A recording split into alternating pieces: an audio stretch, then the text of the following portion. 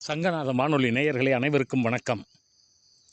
ஈழத்து தமிழறிஞர்களை பற்றி பேச வேண்டும் என்று நாங்கள் சிந்தித்தபோது, ஈழத்திலிருந்து புலம்பெயர்ந்து நியூசிலாந்தில் இன்றைக்கு மிகச்சிறப்பாக தமிழ் பணியையும் தமிழர் பணியையும் 50 ஆண்டுகளாக செய்து கொண்டிருக்கிற அற்புத சிங்கம் பெரியவர் 85 அகவை முதிர்ந்த தமிழ் சான்றோர் அவர்கள், நீங்கள் தமிழ் தூதரை பற்றி பேசுகிறீர்களா என்று கேட்டார்கள். அந்த அளவு அவருடைய இதயத்தில் இடம் பிடித்திருந்தவர் தனிநாயகம் அடிகளார்.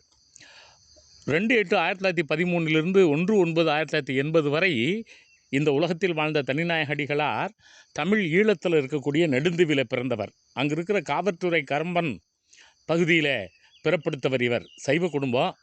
அவருடைய இயற்பெயர் நாகநாதன் என்று கோலாலம்பூரிலிருந்து வெளியிருந்திருக்கக்கூடிய உலக தமிழ் களஞ்சியம் குறிப்பிடுகிறது. அவர் சேவியர் ஸ்தனிஸ்லார் என்று தன்னை அழைத்து கொண்டார். அவர் கத்தோலிக்க சமயத்தினுடைய துறவியாக இருந்தார்.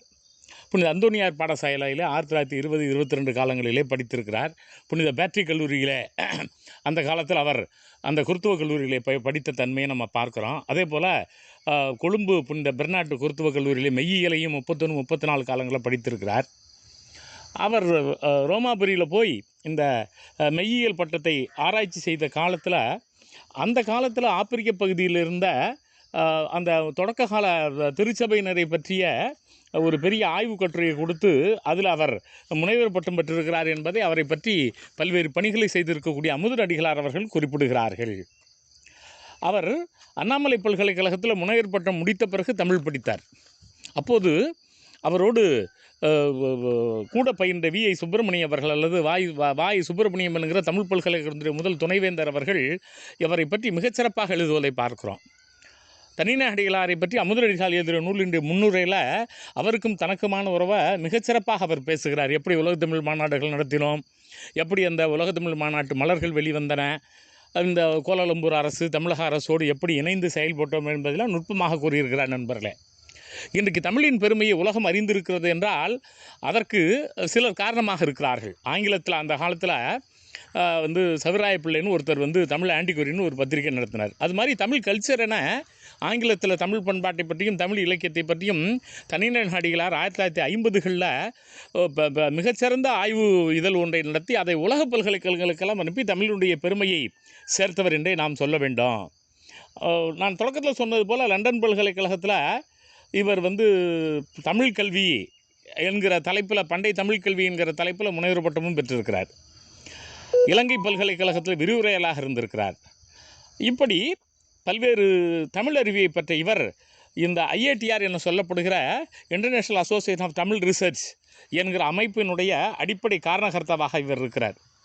பிரெஞ்சு, ஜெர்மனி, இத்தாலியன், ஸ்பானியம், போர்ச்சுகீசியம் பல்வேறு மொழிகள் ஆழமான கால்பட்ட இவர் இறுதி காலத்தில் யாழ்ப்பாணத்தில் தான் இருந்திருக்கிறார். மதுரையில் அவருக்கு ஒரு சிலை தமிழக அரசு எழுப்பி இருக்கிறது. இப்படி தமிழுக்காக வாழ்ந்த நம்முடைய ஐயா அவர்கள் மிக நுட்பமான பணிகளை செய்தார். அவர் தமிழில் எழுதியிருக்கக்கூடிய நூல்கள் நம்மை வியக்க வைக்கின்றன. அவர் அண்ணாமலை பல்கலைக்கழகத்தில் முனைவர் பட்டத்துக்காக ஆய்வு செய்தபோது இந்த பழந்தமிழ் இலக்கியங்கள் இருக்கக்கூடிய இயற்கையை பற்றிய சிந்தனைகளை அவர் ஆய்வு செய்ததை நாம் கவனத்தில் கொள்கிறோம். அதை போலவே தமிழர்களுடைய பழந்தமிழ் இலக்கியங்களில் நில அமைப்பும் தமிழ் கவிதையும் அதை அமுதன் அடிகளாரே தமிழில் மொழிபெயர்த்து வெளியிட்டிருக்கிறார்கள். மொழிபெயர்ப்பாளர் பேராசிரியர் பூர்ணச்சந்திரன் அவர்கள். தமிழ் பண்பாடும் அதன் சிறப்பியல்புகளும் ஆங்கிலத்திலையும் தமிழ்லையும் அவர் எழுதியிருக்கக்கூடிய மிகச்சிறந்த நூல். நண்பர்களே, எப்படி அந்த நேச்சர் இன் ஏன்ஷியன்ட் தமிழ் போயிட்டு ஆங்கிலத்தில் எழுதினார், அதுபோல் இவர் ஆங்கிலத்தில் நிறைய எழுதியிருக்கிறார். திருக்குறளும் கிரேக்க ஒழுக்கவியலும், ஒன்றே உலகம் போன்ற நூல்கள். நண்பர்களே, 137 கட்டுரைகள் ஆங்கிலத்திலையும் தமிழுமாக அவர் எழுதியிருப்பதை நாம் கவனிக்கிற போது வியந்து போகிறோம். நண்பர்களே, அவர் எந்த அளவு உழைத்திருக்கிறார் அப்படிங்கிறத நம்ம கவனிக்கிறோம். இவருடைய தந்தையார் ஹென்றி ஸ்தனிஸ்லாஸ் கணபதி பிள்ளை என்பதும் செசில் ராசம்மா வந்தியாம்பிள்ளை என்பதும் கூறப்படுகிறது. அந்த நெடுந்தீவில் உடையார் குடும்பம் என்று அன்றைக்கு அவருடைய குடும்பத்தை அழைத்திருக்கிறார்கள்.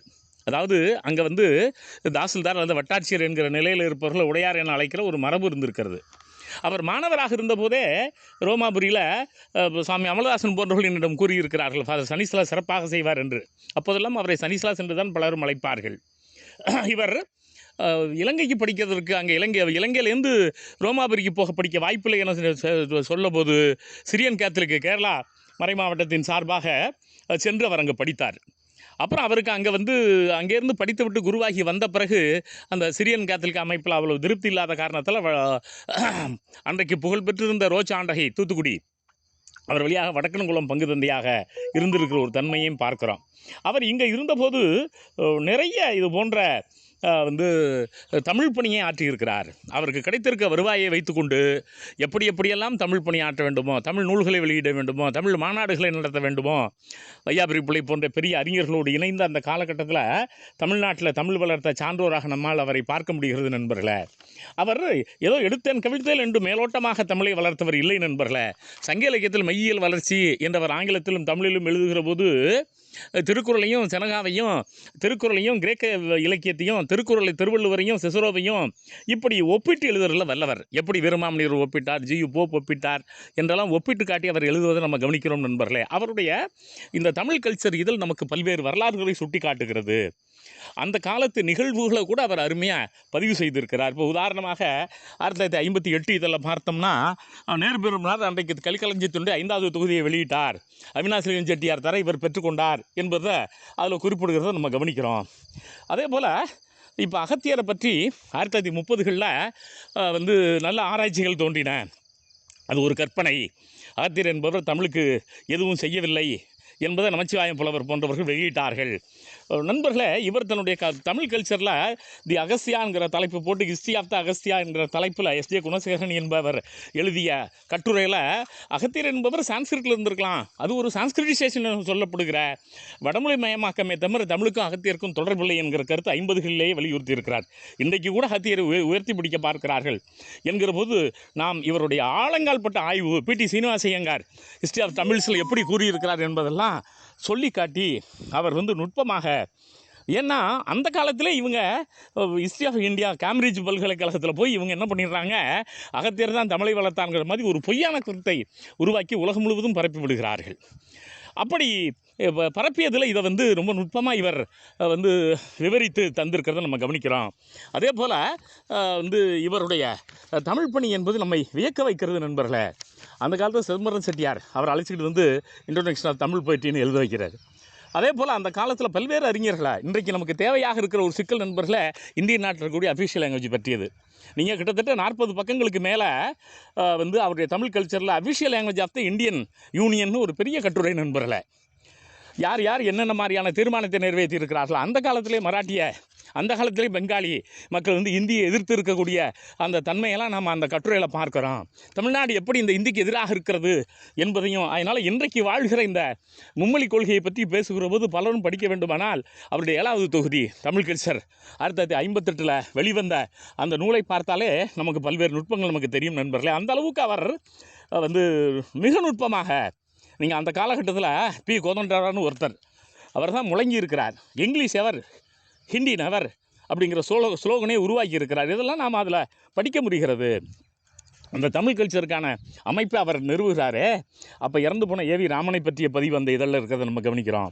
கமில் சுவலபிலை பற்றிய அறிமுகம், கமில் சுவலபில் போன்ற ஆசர் போன்ற மேனாட்டு தமிழறிஞர்களெல்லாம் அழைத்து நிறைய, இப்போ உதாரணமாக தமிழ் ஃபொனீம்ஸ் இன் இங்கிலீஷ்னு சொல்லிட்டு தமிழ் எழுத்துக்களை ஆங்கிலத்தில் எப்படி எழுத வேண்டும் என்பதையெல்லாம் அவர் குறிப்பிடுகிற போது பல்கலைங்கிறத PALKALEIன்னு தான் எழுதணும், PALHALEIன்னு எழுதப்படாது என்றெல்லாம் சொல்லுகிறது போது மிக மிக நுட்பமாக எஃகு என்கிற சொல்ல எழுதுகிற போது ESHUன்னு எழுதப்படாது, EXHUன்னு எழுதப்படாது, EHHUன்னு தான் எழுதணும் என்றெல்லாம் அவர் அந்த ஃபொனட்டிக்ஸ் என்று சொல்லப்படுகிற ஒலியனை பற்றி எழுதுகிற தன்மைகள் நம்மை வியக்க வைக்கின்றன நண்பர்களே. அப்போது அந்த காலகட்டத்திலேயே தமிழுக்காகவும் தமிழர்களுக்காகவும் வாழ்ந்த ஒரு மாபெரும் அறிஞராக நாம் சேவியர் தனிநாயகம் அடிகளார் அவர்களை பற்றி பார்க்கிறோம். உலகம் முழுவதும் இன்றைக்கு தமிழ் சிந்தனைகள் பரவி இருப்பதற்கு காரணம் தனிநாயகம் அடிகளார். அவருடைய நினைவுகளை போற்றுவோம். நன்றி.